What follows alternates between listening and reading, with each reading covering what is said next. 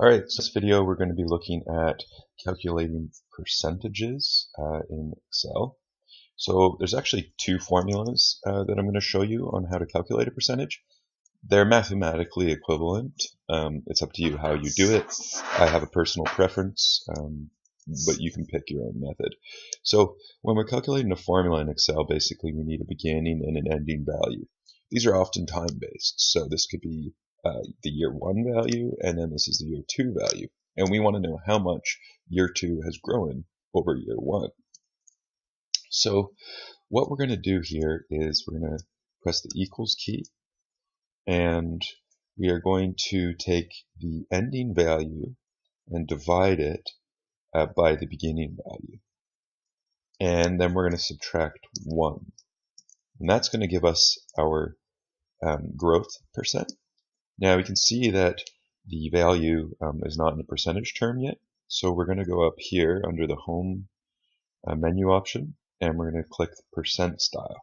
And we're going to add a decimal place as well, just to show you. And of course we could format that, we could change the text color, maybe we want to make it red or green to show that it's different than our initial values.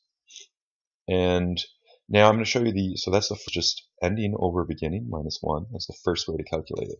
Now the second way to calculate it, and like I said, it's mathematically equivalent to the first way. We're going to set equals, and we're going to set up a bracket, and we're going to do the ending minus the beginning.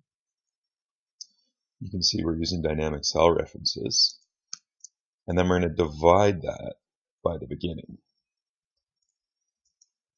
And you can see that we've got the exact same number. And again, we don't like the formatting. So what I'm going to do is I'm going to copy the formatting from the cell above by using the Format Painter tool. So we'll just click that and then just press. We can either select this cell with the mouse, or we can actually just press the down key and it'll copy that over. So you can see that these are identical. It doesn't matter which formula you use. I think that this ending over beginning minus 1 is a much more simple formula, but you can use whatever you like.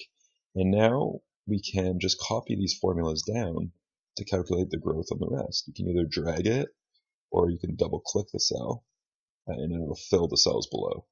So you can see we have positive growth on the first 3, and then we have a big negative growth on the next. And we may want to color that differently because it's negative.